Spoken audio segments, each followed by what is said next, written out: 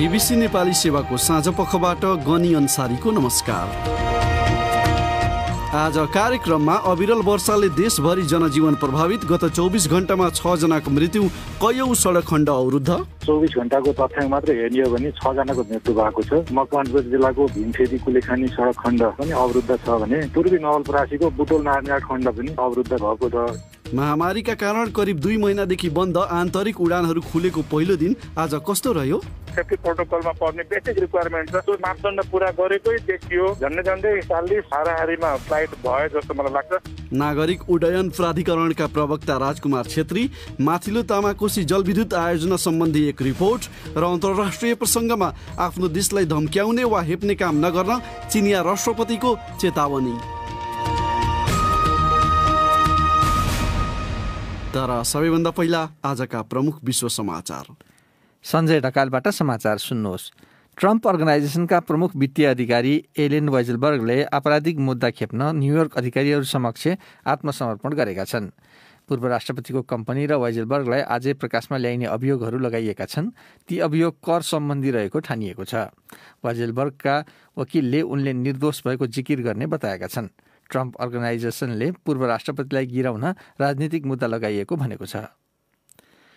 चीनका राष्ट्रपति सी जिनपिङले चिनिया कम्युनिस्ट पार्टीको 100औं स्थापना दिवसको सन्दर्भमा सम्बोधन गर्दै चिनिया जनताले सिर्जना गरेको उनकै शब्दमा नयाँ विश्वको प्रशंसा गरेका छन्। उनले विदेशी शक्तिहरूलाई आइन्दा बेइजिङलाई हेप्ने धम्काउने कोसिस गरे तिनको टाउको फुटाइने बताए। उनले भने, चिनिया जनताले विदेशी शक्तिलाई धम्काउन, दमन गर्न वा दास बनाउन कदापि अनुमति दिने छैनन्। कसैले त्यस्तो दुस्साहस गरेमा तिनको टाउको 1 अर्ब 40 करोड चिनियाको स्टिलको पर्खालमा बजारिनेछन्। राष्ट्रपति सीको भनाइ। कम्युनिस्ट पार्टीका संस्थापक माओ सेतुङले लगाउने गरेको जस्तै पोसाक लगाएर राष्ट्रपति सी तियानमेन स्क्वायरमा उपस्थित भएका थिए। उनले अति गरिबी उन्मूलन भएको जस्ता आफ्नो देशका उपलब्धिहरूको प्रशंसा गरे। साथै सेनालाई थप आधुनिकीकरण गर्ने अनि प्रजातान्त्रिक शासनमा चलिरहेको ताइवानलाई मुख्य भूमि चीनसँग एकीकृत पार्ने कुरा पनि उनले उल्लेख गरे। इन्डोनेसियाले कोरोना भाइरसको बढ्दो संक्रमण रोक्न शनिबारदेखि सबभन्दा धेरै प्रभावित क्षेत्रहरूमा निषेधाज्ञा लगाउने बताएको छ। ती स्थानहरूमा यात्रामा निषेध गरिनुका साथै रेस्टुरेन्टभित्र बसेर खान रोक लगाइनेछ। जाभा तथा बाली टापुमा विभिन्न व्यापार व्यवसाय, स्कुल तथा सार्वजनिक स्थलहरू बन्द गरिनेछन्। राष्ट्रपति जोको विडोडोले यतिन्जेल अर्थतन्त्रमा हानि पुग्छ भनेर निषेधाज्ञा लगाउन रुचि देखाएका थिएनन्। तर निकै संक्रामक डेल्टा भेरिएन्टका कारण त्यहाँका अस्पतालहरू चर्को दबावमा परेका छन्। राष्ट्रपति विडोडोले भने, नयाँ भेरिएन्टका कारण पछिल्ला दिनहरूमा कोभिड संक्रमण निकै तेज भएको हामी सबैलाई थाहा भएको छ। यो अवस्थाले हामीलाई कडा कदम चाल्न बाध्य पार्यो। त्यसैले हामी सबै मिलेर यसलाई परास्त गर्न सक्छौँ। राष्ट्रपति विडोडोको भनाइ। यसबीच थाइल्यान्डका प्रधानमन्त्रीले भनेका छन्, रिजोर्ट टापु फुकेटलाई विदेशी पर्यटकका निम्ति अब खोल्न दिने कार्यले जोखिम बढाउने भए पनि थाई जनताले उनीहरूको जनजीविकाका कारण त्यसलाई स्वीकार्नुपर्नेछ। उक्त टापुमा खोप लगाएका पर्यटकहरू आउन थालेपछि प्रधानमन्त्री प्रयुत चान-ओ-चाले उक्त टिप्पणी गरेका हुन्। सो टापुमा अधिकांश मानिसले पनि खोप लगाइसके। यो अभ्यास सफल भए थाइल्यान्डका अन्य भागमा पनि यात्राका लागि खोलिने उनले बताए। बङ्गलादेशमा चाहिँ रेकर्ड स्तरमा संक्रमण भेटिँदै गर्दा आजदेखि 1 साता लामो कडा लकडाउन सुरु भएको छ। त्यहाँ डेल्टा भेरिएन्ट फैलिएको बताइएको छ। अरू बेला भिडले खचाखच हुने राजधानी ढाका लगभग शून्य देखिन्छ। सेना तथा प्रहरीले गस्ती गरिरहेका छन्। तिनले उचित कारण बिना घर बाहिर निस्कनेहरूमाथि जरिवाना लगाउन वा पक्राउ गर्न सक्नेछन्। अत्यावश्यक सामान किन्न वा आपतकालीन अवस्थामा मात्र मानिसहरूलाई घर बाहिर निस्कने अनुमति छ। अधिकांश कार्यालय तथा पसल बन्द भए पनि बङ्गलादेशको अर्थतन्त्रको मुख्य खम्बा रहेको तयारी पोसाक कारखानाहरू भने चल्न पाउनेछन्। गत साता लकडाउन घोषणा भएपछि 10,000 मानिसहरूले ढाका छोडेका थिए। र पूर्व सावधानीका नियम कडाइपूर्वक पालना नगरिए युरोपभरि कोरोना भाइरस संक्रमणको अर्को लहर आउने विश्व स्वास्थ्य सङ्गठनले चेतावनी दिएको छ। त्यहाँ लगातार 10 सातासम्म घटेको कोभिड संक्रमणको दर फेरि बढ्न थालेपछि उक्त चेतावनी दिइएको छ। पछिल्लो वृद्धिको दोष डेल्टा भेरिएन्टलाई दिइएको छ। जर्मन आन्तरिक मामिला मन्त्री होर्स्ट जेहोफरले युरोपका विभिन्न देशमा दर्शकले खचाखच रङ्गशालाहरूमा युरोकप फुटबल प्रतियोगिता गराइरहने निर्णय विरुद्ध फेरि प्रश्न उठाएका छन्। युरोपेली फुटबल प्रशासक निकायले स्वास्थ्यभन्दा माथि नाफालाई राखेको आरोप उनले लगाएका छन्। यो बीबीसी नेपाली सेवा हो।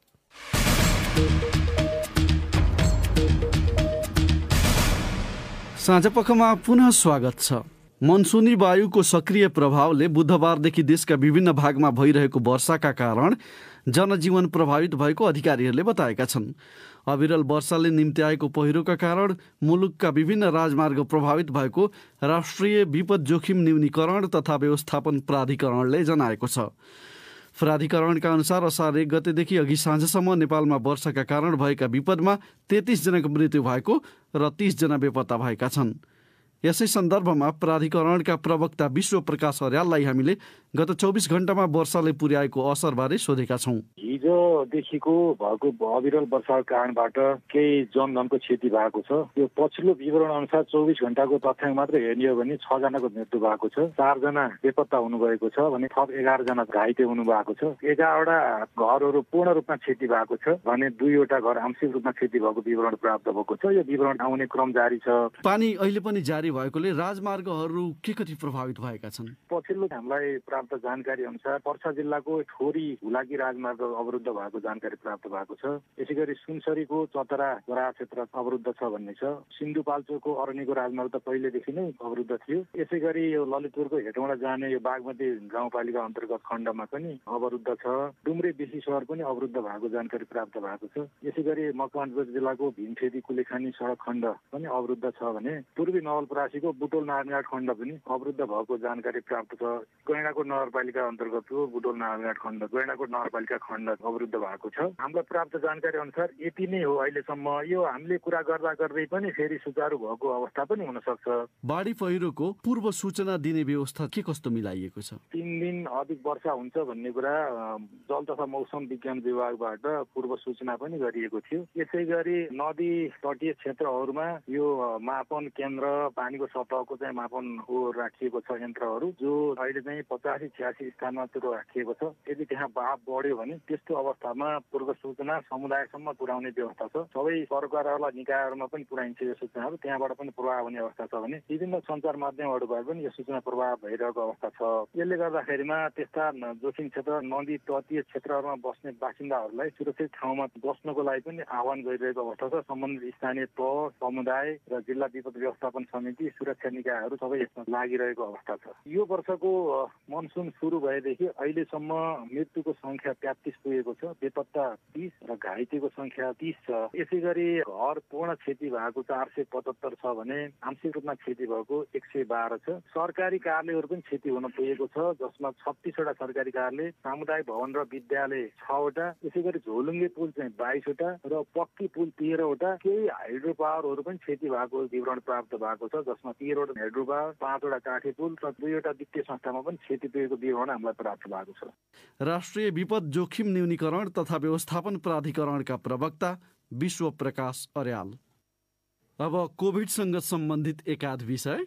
नेपालमा गत 24 घण्टामा थप 2760 जनामा कोरोना भाइरस संक्रमण भएको र 33 जनाको मृत्यु भएको स्वास्थ्य तथा जनसङ्ख्या मन्त्रालयले जनाएको छ। मन्त्रालयका अनुसार कुल परीक्षणको 25% संक्रमण देखिएको छ। सो अवधिमा 4017 जना संक्रमण मुक्त भएपछि निको भएका संक्रमित 93.7% पुगेका छन्। यससँगै नेपालमा संक्रमितको कुल संख्या झण्डै 6,76,000 पुगेको छ भने मृतकको संख्या 9,145 पुगेको छ। अहिले कुल 28,374 जनामा सक्रिय संक्रमण रहेको र तीमध्ये 2,994 जना संस्थागत आइसोलेसनमा रहेका छन्। अहिले देशभरिका 17 जिल्लामा 500 भन्दा बढी सक्रिय संक्रमित छन् भने थप 27 जिल्लामा 200 भन्दा बढी सक्रिय संक्रमित रहेका छन्। 100 भन्दा धेरैमा संक्रमण पुष्टि भएका जिल्लाहरूमा झापामा 248 जना, मोरङमा 176 जना, सुनसरीमा 129 जना र कास्कीमा 189 जना रहेका छन्। कोभिड महामारीको दोस्रो लहरका कारण झण्डै 2 महिनादेखि बन्द रहेका आन्तरिक हवाई उडानहरू आजदेखि खुला गरिएका छन्। अर्को निर्णय नभएसम्म यसअघि हुँदै आएका उडानको आधा संख्यामा गर्ने गरी आन्तरिक उडान खोलिएको अधिकारीहरूले जनाएका छन्। सरकारले क्रमिक रूपमा निषेधाज्ञालाई खुकुलो पार्दै लगेको अवस्थामा आन्तरिक उडानहरूले सञ्चालन अनुमति पाएका हुन्।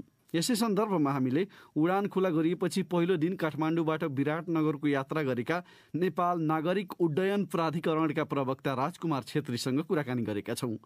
सबैभन्दा पहिला हामीले आजको दिन उडानको हिसाबले कस्तो रह्यो भनेर सोधेका छौँ।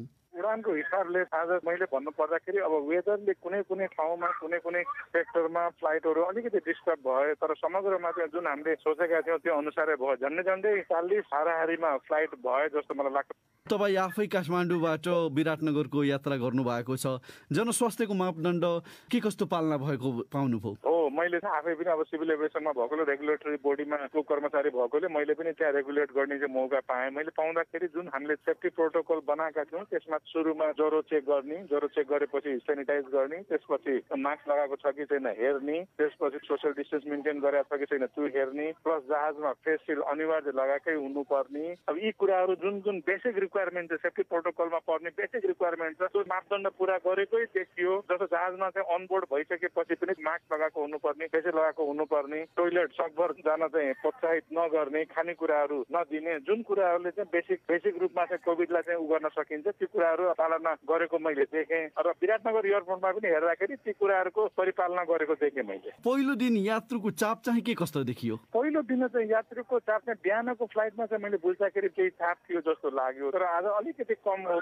जस्तो लाग्यो। पहिलो दिन भएर मान्छेहरूलाई चाहिँ त्यति थाहा पनि नभएको, प्लस अब उहाँहरूलाई आउँदालाई पनि अलिकति अब अझै पनि ट्रान्सपोर्टेसन फुल्ली सुरु भइ नसकेको अवस्थामा मलाई लाग्छ पेसेन्जर अकुपेन्सी चाहिँ 60 to 70% हो कि जस्तो मलाई लागिरहेछ आज चाहिँ। र तपाईँ एउटा नियामक निकायमा हुनुहुन्छ, यात्रा पनि गर्नुभयो, केही यात्रुहरूको प्रतिक्रिया लिन पाउनुभयो वा कस्तो थियो? झन्डै 2 महिनापछि खुल्न पाउँदा के कस्तो थियो? यात्रुहरू एकदमै खुसी महसुस, मैले 1-2 जनासँग कुरा पनि गरेँ, उहाँहरू मसँग हुनुहुन्थ्यो। उहाँहरूसँग मैले कुरा गर्दाखेरि राम्रो भएछ, सेफ्टी प्रोटोकल मेन्टेन गरेर एउटा यहाँहरूको जुन एउटा मापदण्ड छ त्यसलाई फलो स्ट्रिक्टली गराउनु पर्छ। त्यो गरेर फ्लाइट खोल्दै राम्रो हुन्छ, किनभने अहिले बसको वा अरू कुनै साधन भन्दा फ्लाइट सेफ नै लाग्यो हामीलाई पनि। यसलाई चाहिँ अलिकति प्रोत्साहन गर्नुपर्छ र पेसेन्जर आफू पनि सचेत हुनुपर्छ भनेर उहाँले आफू पनि कमिटमेन्ट गरेको मैले पाएँ। त्यसले गर्दाखेरि मलाई लाग्छ फ्लाइट अपरेसनमा कोभिडको जुन हामीलाई एउटा समस्या हामीले भोगिरहेका छौँ त्यो केही हदसम्म न्यूनीकरण हुन्छ जस्तो मलाई लाग्छ। अब अन्त्यमा मनसुनको मौसम छ, उडानहरू रद्द हुने वा ढिलो हुने हुँदाखेरि विमानस्थलमा यात्रुको चाप वा भिडभाड हुन सक्ने जोखिम देखिन्छ। त्यहाँनिर व्यवस्थापनको बारेमा के सोच्नु भएको छ यहाँहरूले? होइन, हामीले चाहिँ एउटा कुरा त्यही भएर हामीले कदाचित एउटा फ्लाइट क्यान्सल भएमा अर्को फ्लाइटबाट धेरै मुभमेन्टहरू भयो भने त्यहाँ मास हुन्छ, त्यहाँ एक आपसमा सामिप्य त बढ्ला, त्यहाँ एक आपसमा त्यहाँ उ होला भनेर हामीले 2टा फ्लाइटको बिचमा कम्तीमा आधा घन्टाको डिफरेन्स राखेर हामीले सेड्युल स्वीकृत गरेका छौँ, पहिलो कुरा। र दोस्रो कुरा आज मैले के देखेँ भने आज वेदर बिग्रेकोले पनि र केही फ्लाइट क्यान्सल हुँदाखेरि उहाँहरूलाई जानकारी पनि पहिले दिएको, उहाँहरू आउनुभन्दा पहिला पनि एयरपोर्टमा फ्लाइट सोधेर आउनु भएको जस्तो मैले महसुस गरेँ। विगतको तुलनामा आज त्यस्तो त्यहाँ भिडभाड हुने अथवा फ्लाइट क्यान्सल भएपछिको त्यो जाम हुने त्यस्तो मैले आज देखिनँ। र मलाई लाग्छ यी कुराहरूलाई सिभिल एभिएसनले पनि हामीले मोनिटर गरिरहेछौँ, गर्छौँ। एयरलाइन्सले पनि यसमा अलिकति सचेत भएको हो कि जस्तो मैले पाएँ। नेपाल नागरिक उड्डयन प्राधिकरणका प्रवक्ता राजकुमार छेत्री। अर्को विषय, 456 मेगावाट जडित क्षमता भएको माथिल्लो तामाकोशी जलविद्युत आयोजना आगामी 2.5 महिनाभित्र पूर्ण क्षमतामा सञ्चालनमा आउने अधिकारीहरूले जनाएका छन्। त्यसको सुरुवात आउने साताबाटै हुने अपेक्षा गरिएको छ। ढल्केबरदेखि तामाकोशीसम्म ग्रिड जोड्ने काम भइसकेको र मङ्गलबारबाटै प्रसारण लाइन चार्ज गर्ने कार्य सुरु भएको नेपाल विद्युत प्राधिकरणले जनाएको छ। बीबीसी अनलाइनका लागि साथी सञ्जीव गिरीले तयार पारेको यो रिपोर्ट सुनौ। कुनै भवितव्य नभए सोमबारबाटै 76 मेगावाट विद्युत उत्पादन थालिने र त्यसको वितरणका लागि प्रसारण लाइनको पनि व्यवस्था मिलाउने कार्य सुरु भइसकेको नेपाल विद्युत प्राधिकरणका कार्यकारी निर्देशक हितेन्द्र देव साक्यले बताए। दोलखाको बिगु गाउँपालिका स्थित निर्माणाधीन आयोजनाको पहिलो युनिटबाट विद्युत उत्पादन हुने र बाँकी 5 युनिट असोजको पहिलो सातासम्ममा सञ्चालनमा आउने बताइएको छ। प्राधिकरण आफैले पनि प्राविधिकहरू पठाएर र अन्य ठेकेदारको समेत सहयोग लिएर पछिल्लो समय निर्माण कार्यलाई तीव्रता दिइएको अधिकारीहरू बताउँछन्। पूर्ण क्षमतामा चल्दा 456 मेगावाट उत्पादन हुने भए पनि आवश्यकता अनुसार एउटा मात्रै युनिट चलाएर लगभग 10 मेगावाटदेखि अधिकतम क्षमतासम्म विद्युत उत्पादन गर्न सकिने माथिल्लो तामाकोशी जलविद्युत आयोजनाका प्रवक्ता गणेश नेउपानेले बताए। प्राधिकरणका अनुसार यसअघि पठाइएको तालिका अनुसार हरेक 15 देखि 20 दिनको अन्तरालमा नयाँ युनिट सञ्चालनमा आउन सक्ने भए पनि पछिल्लो समय भने गति बढाएर 15 दिनमा सक्ने बनाइएको छ। प्राधिकरणका कार्यकारी निर्देशक साक्य अन्तिम केही चिजहरू छन् त्यो सोमबारसम्ममा पक्कै हुन्छ भन्ने छ। बङ्गरदेखि खिम्तीसम्मको प्रसारण लाइन थोरै परीक्षणै हुने भन्नाले परीक्षण हुने केही पनि हुन सक्छ। त्यसले त्यो एउटा अनिश्चितता बाँकी छ। त्यसबाहेक सोमबार चाहिँ आउनुपर्छ जस्तो लाग्छ। भनेपछि सोमबार वा आगामी साताभित्रमै 76 मेगावाट भन्ने छैन सर अहिले कुरो? हजुर, 76 मेगावाट हामीले त्यहाँबाट लगेर ढल्केबारसम्म पुर्याउँछौँ। नेपालले भारतबाट मुजफ्फरपुर ढल्केबर हुँदै आयात गरेको बिजुली प्रतिस्थापन हुने प्राधिकरणको भनाइ छ।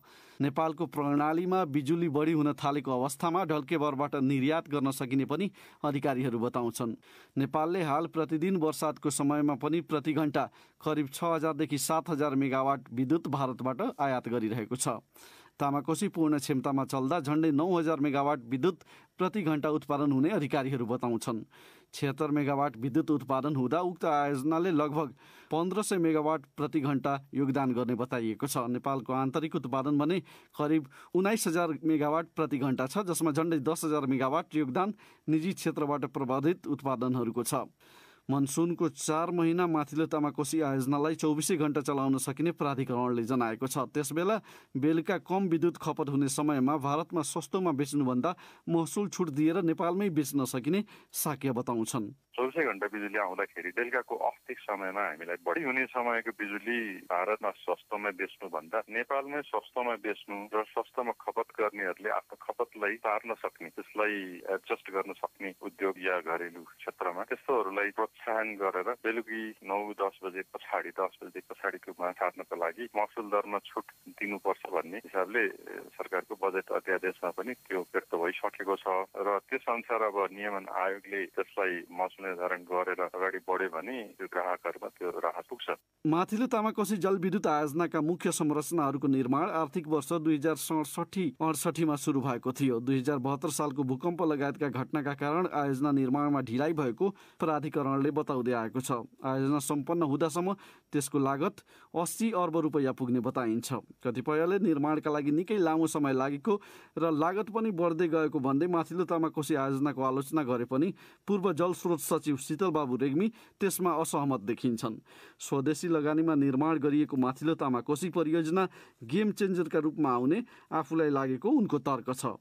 यति ठुलो प्रोजेक्ट 456 मेगावाटको नेपालीले आफ्नै लगानीमा आफ्नै टेक्निकल सुपरभिजनमा बनाएर कम्प्लिट गर्न गइरहेको छ। त्यसले गर्दाखेरिमा चाहिँ के हुन्छ भने कन्फिडेन्स बढाउने भयो र अब हामीले बनाउने भनेको अब 500 होइन 1000 मेगावाटतिर चाहिँ जान सकिन्छ। अब ट्विन प्रोजेक्टका रूपमा माथिल्लो तामाकोसी र माथिल्लो कर्णाली आयोजना अघि बढाइएको भए पनि निजी क्षेत्रले लिएको माथिल्लो कर्णाली हालसम्म सुरु नै हुन नसकेको अवस्थामा माथिल्लो तामाकोसी सञ्चालनमा आउन लाग्नु राम्रै प्रगतिका रूपमा हेरिनुपर्ने उनी बताउँछन्।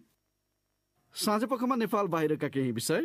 चिनिया कम्युनिस्ट पार्टीको 7वार्षिकी स्थापना दिवस समारोहलाई सम्बोधन गर्दै राष्ट्रपति सी जिनपिङले आफ्नो देशलाई हेप्ने धम्क्याउने प्रयास गरेमा विदेशी शक्तिहरूको टाउकोमा प्रहार गरिने चेतावनी दिएका छन्। चीनले गरेको प्रगतिको उनले प्रशंसा गरेका छन्। बीबीसी विवरणमा आधारित रिपोर्ट सुनौ सञ्जय ढकालबाट। राष्ट्रपति सीले बेजिङले कसैको ढोङ्गी उपदेशलाई नसहने बताए। सो टिप्पणी अमेरिकातिर लक्षित ठानिएको छ। मानवाधिकार हननबारे चीनको आलोचना भइरहँदा तथा उसले हङकङमा दमन गरिरहँदा सो भनाइ आएको छ। पछिल्लो समय व्यापार, जासुसी एवं महामारी जस्ता विषयलाई लिएर अमेरिका र चीन बीचको सम्बन्ध झनै बिग्रँदो छ। ताइवानको मुद्दा पनि तनावको प्रमुख स्रोत बनिरहेको छ। प्रजातान्त्रिक ताइवानले आफूलाई सार्वभौम राज्य मान्छ, तर बेजिङले आफ्नै प्रान्त भन्छ। ताइवानलाई बेजिङले बल प्रयोग गरेर गाभ्न खोजेमा उसलाई सुरक्षा प्रदान गर्नुपर्ने विषय अमेरिकाको कानुनमा छ। बिहिबार राष्ट्रपति सीले ताइवानको एकीकरणप्रति चीनको अविचलित प्रतिबद्धता रहेको बताए। आफ्नो राष्ट्रिय सार्वभौम सत्ता अनि भौगोलिक अखण्डता रक्षार्थ चिनिया जनताको दृढ इच्छा र क्षमतालाई कसैले कम नआख्न उनले चेतावनी दिएका छन्। राष्ट्रपति सीले करिब 1 घण्टा सम्बोधन गरेका थिए, जसमा उनले आधुनिक चीनमा पार्टीको भूमिकाबारे बोल्दै देशको आर्थिक वृद्धिमा उसको केन्द्रीय भूमिका रहेको उल्लेख गरे। पार्टी र जनताबीच फाटो ल्याउने कोसिस विफल हुने पनि बताए। चिनिया कम्युनिस्ट पार्टीको स्थापना दिवससँगै सम्बन्धित तपाईँहरूले पठाएका प्रतिक्रिया सुनौ। साथीहरू सञ्जय ढकाल र सृजना श्रेष्ठबाट। चीनमा सत्तारूढ कम्युनिष्ट पार्टीको स्थापना भएको 100 वर्ष पुगेको छ। चीनिया कम्युनिष्ट पार्टी र नेताहरूले नेपालको कम्युनिष्ट आन्दोलन र समग्र देशको राजनीतिलाई के कस्तो प्रभाव पारेको देख्नु भएको छ। कृपया आफ्नो धारणा लेख्नुहोस् भनेर हामीले सामाजिक सञ्जालमा राखेको प्रश्नको हामीलाई थुप्रै जवाफ प्राप्त भएका छन्। तीमध्ये केहीलाई हामीले यहाँ समेटेका छौं।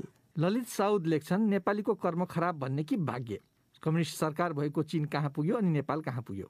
नेपालमा सच्चा कम्युनिस्ट सिद्धान्त एउटा नेतामा पनि देखिएन, सबै कम्युनिस्टमै सीमित भए।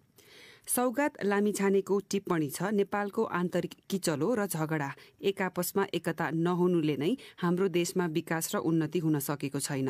चीनमा एकता र आपसी समझदारीले गर्दा नै कम्युनिस्ट पार्टी स्थापनाको 100 वर्ष मनाउन सफल भएको हो।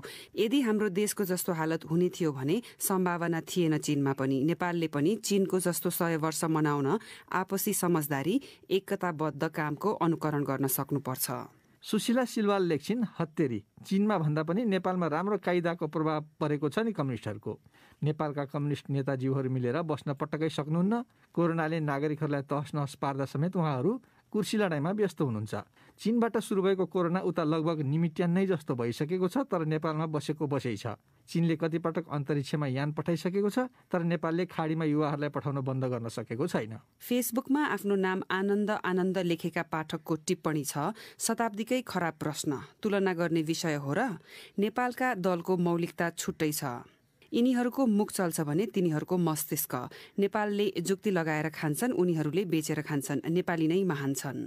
राजेन्द्र सुब्बा भन्छन्, नेपालका नेताहरूले माग्न, ढोग्न र आशीर्वाद लिन बाहेक अरू देशका नेताबाट के सिकेका छन् र? कुनै बेला गरिबी र भोकमरीले आक्रान्त चीन सही र सक्षम नेतृत्वका कारण छोटो समयमै विश्वलाई नेतृत्व गर्ने हैसियतमा पुगिसक्यो। तर कुनै समय अरू देशलाई सहयोग गर्न सक्ने हैसियत भएको नेपाल हात पसारेर अरू देशसँग सहयोग माग्नुपर्ने हैसियतमा पुगेको छ। अब यसलाई कस्तो प्रभाव भन्ने? पदम खप्तडी मगर लेख्छन्, अस्थिर मनोविज्ञान र सत्ता स्वार्थका कारण टुक्रा टुक्रामा विभक्त हुनु नेपाली कम्युनिस्टहरूको ठूलो कमजोरी हो। यही प्रवृत्तिका कारण कुनै दिन चीनले नेपालका कम्युनिस्ट वास्तविक कम्युनिस्ट होइनन् भन्न पनि सक्छ। त्यसैले वास्तविक कम्युनिस्ट ठहरिनका लागि नेपालका कम्युनिस्टहरू सचिनुपर्छ। बलराम जोशी लेख्छन्, चिनिया कम्युनिस्ट नेतागण र कम्युनिस्ट नेतृत्व नेपालका कम्युनिस्टका निम्ति आदर्शका खम्बा हुन्।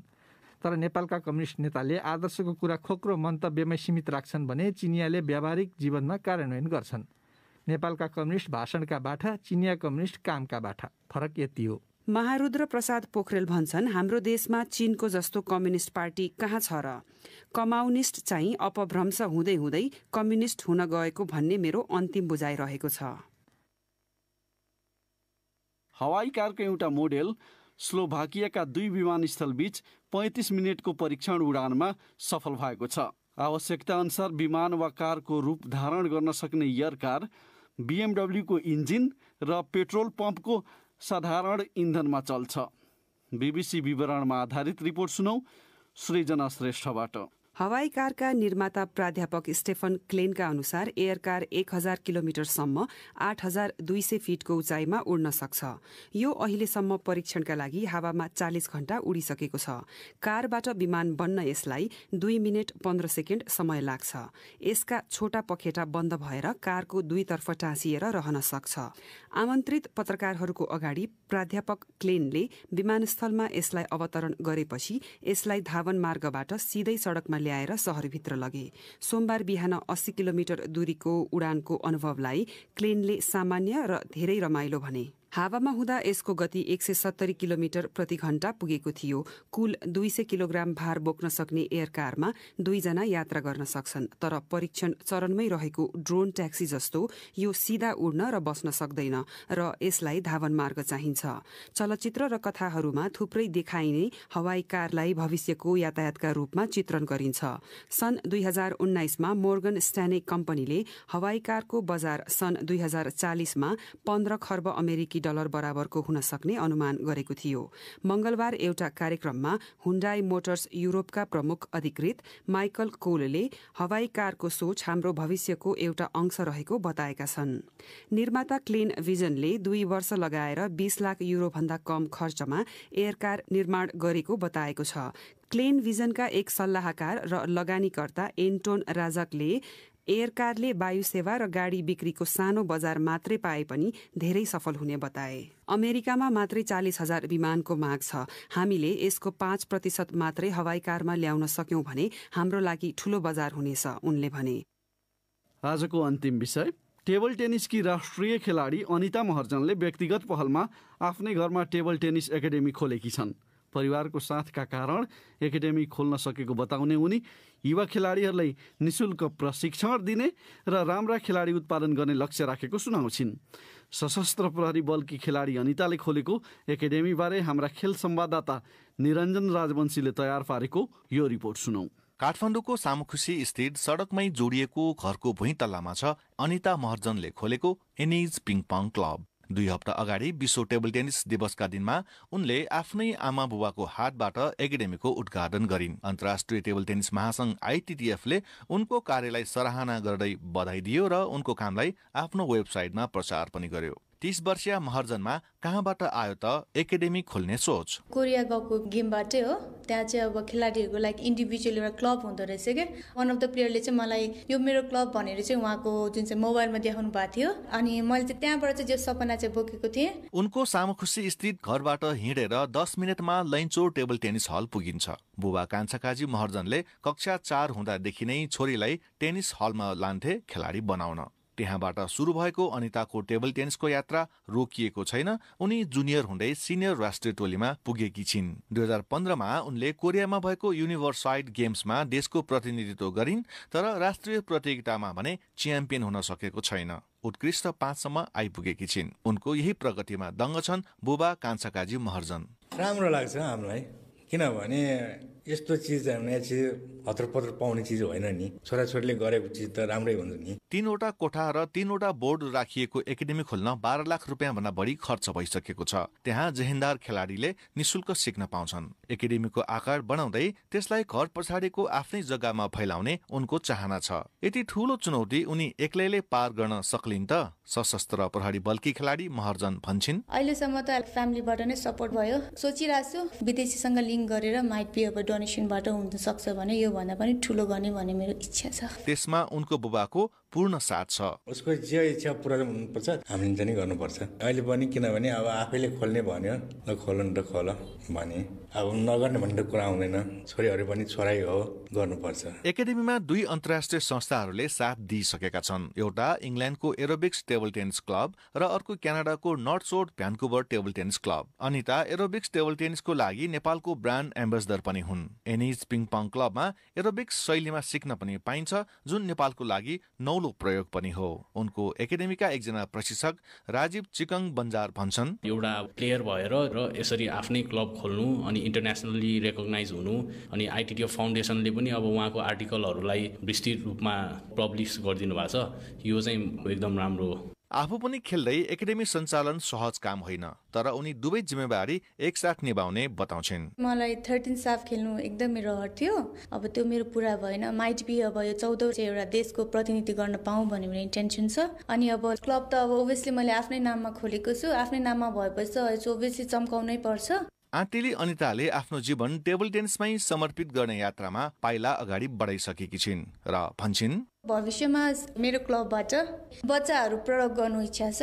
इन्टरनेसनल नेसनल लेभलतिर कहाँबाट खेलेको भन्दाखेरि एनिज पिङपङबाट आएको भन्ने टाइपको चाहिँ एउटा खेलाडीहरू चाहिँ जन्माउनु मन छ। नेपालमा खेलाडीहरूले एकाडेमी खोलेको उदाहरण कमै मात्र भेटिन्छ, त्यसमा पनि आफ्नै एकल लगानीमा। अनिताको एनिज पिङपङ क्लबले राखेको लक्ष्य पूरा भए त्यो नेपालको नमुना एकाडेमी बन्ने देखिन्छ।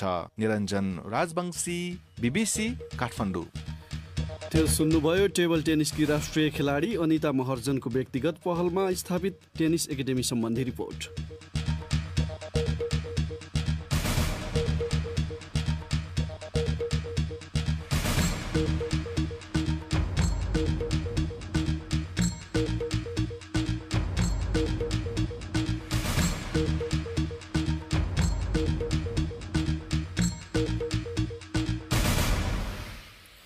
यसका साथै BBC नेपाली सेवाको साँझ पख यहीँ सकिन्छ। भोलि बिहान 7:15 बजेसम्मका लागि हामी सबैलाई बिदा दिनुहोस्। नमस्कार।